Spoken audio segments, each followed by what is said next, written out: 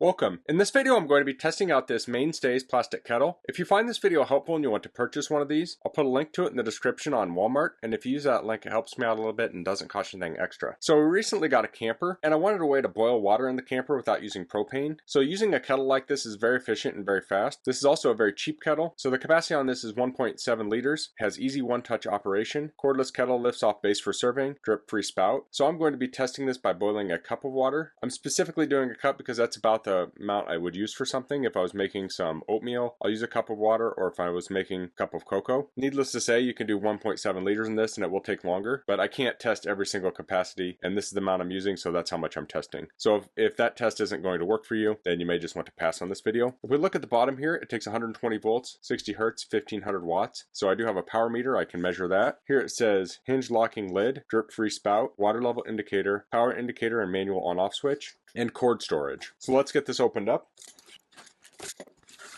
Here we have the manual. Has lots of safety instructions here. You'll want to make sure you read all of those. This shows the different parts, and here's the operation. Something to note in here, it says to boil water twice in it and dump it out to clean out any residual from the manufacturing process. It also says to clean it. So this does have a minimum and maximum. So the maximum is 1.7 liters, the minimum is 0.75. So I will be filling to that minimum level. So I'll be boiling more water than I have in my cup right now. So here's cleaning and maintenance. You could read through that if you'd like.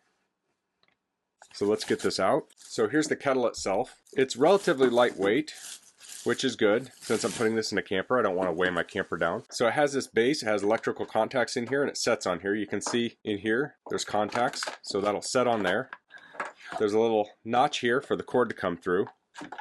And then you can store the cord on the bottom, I guess, by wrapping around in there, but I'll just set it like this. So this flips open. If we look inside here, we can see the heating element. So that's what makes this so efficient, is it directly heats the water. So it's efficient at heating quickly. It also uses the energy efficiently to heat the water, so it doesn't have a lot of waste. Needless to say, when you're heating water, it's going to heat this up and it's going to go out into the environment. But the electricity you're putting into it's going to turn into heat. That's going to heat the water. In contrast, if you used an electric stove, that would heat up the kettle would heat up the environment and the water at the same time. This will directly heat the water. So it looks like we have a min mark here. So I'm going to go fill this at my sink. Now I did just fill this cup with some water, and actually I'll use some of this water too. And this water is at 70 degrees Fahrenheit. I have a temperature probe in here, and I wanted to get the room temperature of the water.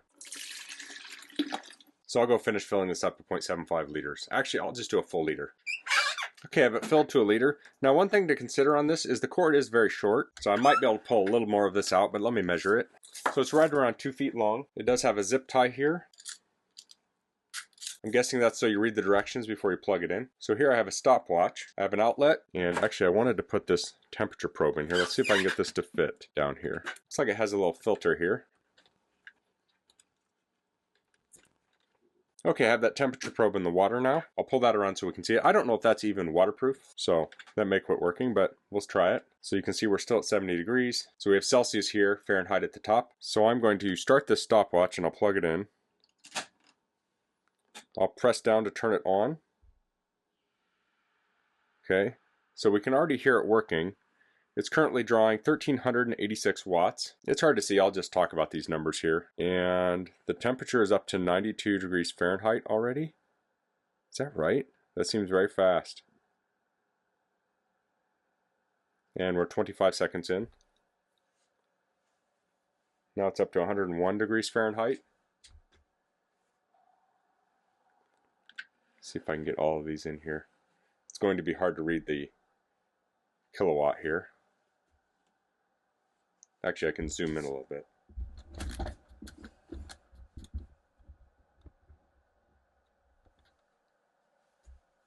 So I'll probably speed up the video here to get closer to when it's boiling.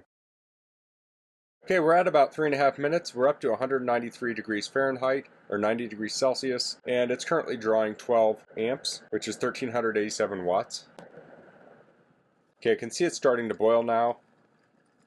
The temperature probe is registering 203 degrees Fahrenheit, and it just turned off. So this probe obviously was not measuring the boiling point exact, but you can see how fast it rose. And I should have stopped this. So it took about 4 minutes 30 seconds to boil that liter of water, and now it's taking 0 watts of energy. So this thing did pop up on the side here. This little switch popped up when it started boiling. So if you put water in here, walk away. I don't know if that's the best idea to walk away. When it starts boiling, this switch will pop up and it will shut off. So that's a nice feature. Now if I open this up, it's definitely boiling water. And you can see it on the side here. Get my probe out of here. I just dropped that filter inside. I've got one more quick test I'm going to throw in here. I let this cool down and I've refilled it with 1 liter of water, and I've reset the meter here so I could tell how many kilowatt hours it took to boil this liter of water. So I'll turn this on and then I'll go to my kilowatt hour mode and we can see how many kilowatt hours it takes to boil this. So I'm going to speed the video up and I'll show the result when it's done. Okay, the water's boiling, and it took 0.09 kilowatt hours to boil the water. So if you're using a portable power bank, you could use that to calculate how many times you could boil a liter of water with your power bank. So it's important to remember this takes over 1300 watts of power, so you would need a large inverter or a large power bank to run this. This isn't going to work on most of the smaller power banks. So that's the Mainstays plastic kettle. I think this is going to work well in our camper. This cord is a little short, but I do think it'll reach the outlet on the bottom side of the cabinet. Okay, so I'm in my camper, and this does not reach here. It's about that much too short, although you'd want a little slack anyway. But I do have a short appliance extension cord. If you use an extension cord with something like this, you want as short as you can get, and you want higher amperage. So you want to use a short 15 amp cord. It's not great to use extension cords on things that heat. You can cause fires and things like that. But I have a very short extension cord that will work great for this purpose. It'd be nice to maybe upgrade someday and put an outlet right here, so I could just plug that in here. So that may be something I'll look into doing. So that's something to consider. There's a reason they don't put long cords on these, is because heating appliances, the cords can get really hot and you want better efficiency by having a shorter cord. So I think this is going to be a convenient way to boil water, because you just fill it up and then you can pour it right into whatever you want to use it in. So if you're making coffee or tea, you can pour it right in your mug. If you're making oatmeal or ramen, this is a very convenient way to boil water. So that's all I'm going to cover in this video. If you have any questions, please leave them in the comments. If you like this video, please click like. If you haven't subscribed to my channel, I'd appreciate if you could do that. And thanks for watching. Until next time, goodbye.